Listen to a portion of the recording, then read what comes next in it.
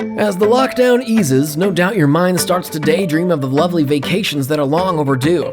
What's your idea of a perfect vacation? Visiting museums, following your favorite band on tour, sitting on a beach? Whatever you're thinking of, be prepared, as travel in 2021 will look remarkably different than it has in the past. It doesn't mean your wanderlust will go wandering, but it does mean being prepared.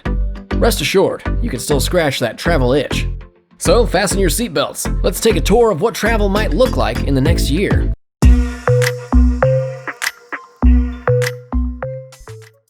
Number 1. Safety first. As borders open up, countries will be very careful to avoid reintroducing COVID-19 into their population. For this reason, travelers will undergo rigorous screening and safety measures. We may all have to wear masks at the airport and be subject to temperature checks. Upon arrival, we may have to pay for a COVID-19 test and then be quarantined if it comes back positive. Those traveling with you will also be quarantined since they'll be presumed to be carriers. The lesson will be this: if you don't feel well, don't risk your holiday or those of your fellow companions. Fortunately, travel agencies, airlines, hotels, and resorts are much more forgiving of last-minute cancellations than they have been in the past. Number 2. Your options are not endless. Gone are the wild, wild days when you could spin a globe, close your eyes, poke a finger, and decide where your next trip is going to be. 2 important changes. 1. You may not want to go there if there's an uncontained outbreak. And 2. You may not be welcome if your country hasn't gotten their act together and controlled the spread of COVID-19. Countries are slowly creating bubbles or zones where travelers can enter freely. Your future plans may keep you confined to your travel bubble. Maybe you'll need to spin that globe a few times now to find your destination. You can still be spontaneous, it just takes a bit of planning. Number 3. Trains, planes, and automobiles. Travelers may weigh their mode of transport based on safety and cost much more than they have in the past. A driving trip still remains the least costly but takes the most time. It's also relatively safe since you're only traveling with people you know. Plane rides will look different in terms of service. Flight attendants will wear masks and may not offer you anything to eat or drink except for a sealed bottle of water. What was previously a direct flight may now have 1 or more connections as a result of routes being cut back by the airline. Tour buses may be retrofitted with plexiglass behind each row of seats to keep passengers safe. Expect more downtime and delays as trains, planes, and buses will all need extra time to be properly sanitized between trips. Take the extra time to daydream about the fun you'll have when you finally arrive at your destination, or spend it washing your hands, again. Number 4. Your money's no good here. It used to be that you'd buy lots of foreign currency as it was guaranteed to be accepted everywhere. Now, your money may not be welcome, and instead businesses may prefer electronic payment. Businesses are taking on a dim view of cold hard cash as of late. A 2002 study showed that 94% of paper money carried more germs than a toilet. Let that sink in. Ugh, no thanks. Instead, merchants are refusing cash and instead they're accepting debit cards, credit cards, Apple Pay, WePay, and so on. Many museums and attractions are encouraging visitors to pre-purchase tickets online and redeem their barcodes for entry. This also allows popular sites to spread out attendance to encourage social distancing. So, plan ahead and book online. If you take your chances and show up at the box office, you could end up disappointed. Number 5. Hardcore fans and groupies. Oh, you poor dears. It's a tradition to gather up a small group of your best buds and set off for an event-themed vacation. Who can resist the crazy energy of screaming fans, spilled beer, and mosh pits? Whether it's the Super Bowl, Coachella, or a Drake concert, these vacation-worthy get-togethers will be impacted. For example, Madison Square Garden's capacity is over 20,000, but I'm guessing they may limit their seating to half or less. A roaring crowd of 10,000 may not carry the same energy. Maybe it'll mean a less frenetic experience with less anxiety for those who dread the bumping of elbows with thousands of strangers. These events will likely be scaled back, making it harder to score tickets, but if you are one of the lucky ones, the experience could be more than you hoped for.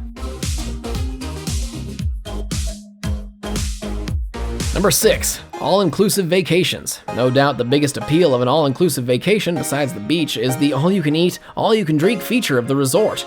Who doesn't enjoy soaking up the sun and returning from vacation as a more tanned and more robust, yes, as in rounder, version of themselves? I expect the all-you-can-indulge option will still be available, but instead of returning to the buffet for your 6th dessert, you may have to order it from an actual person.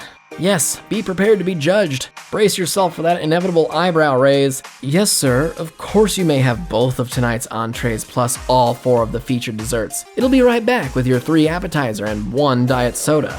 In the past, guests would often bring their own personal Bubba mugs as they deemed the cups provided by resorts were too small. And who wants to walk to get a refill? These barrel-sized beverage vessels are likely banned since resorts will return to disposable cups to avoid cross-contamination. So you may want to put in your order of 7 pina coladas all at once. Fair warning, those behind you in line are likely to grumble since they too want their half-dozen drinks ASAP. Number 7. Cruising along. Not exactly. The CDC issued a very stern warning against travel on cruise ships. Due to close quarters, connected vent systems, and shared spaces, it's no wonder cruise ships have a bad rep for making people sick. Back in 2017, a Royal Caribbean cruise ship had 220 passengers come down with a gastrovirus during a 5-day trip. Not much of a vacay, I'd say. As we know, more recently there were over 700 cases of COVID on the Diamond Princess with 12 deaths, which is truly scary to any potential vacationer. The industry is rebounding with promises to sanitize, social distance, and safeguard the health of their passengers. It'll be interesting to see how many will return to cruising. Notably, the cruise industry was a favorite among seniors who are the most prone to COVID. Number 8. Thinking outside the box. Lockdown fatigue may have travelers looking at vacation spots they hadn't considered before COVID.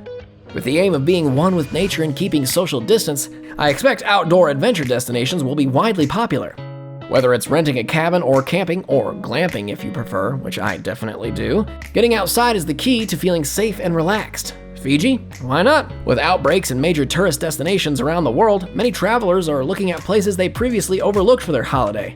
Instead of Hawaii, Paris, New York City, and Rome, think instead Slovenia, Mozambique, Bosnia, and Herzegovina. These lesser-traveled areas are less crowded and allow travelers a more thorough, immersive experience, and they're much easier on the budget, too.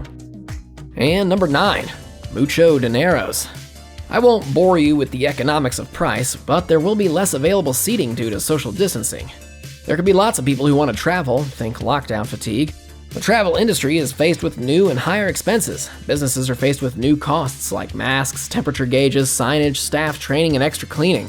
With social distancing, they may operate at below capacity but still need to hire more staff to keep guests safe.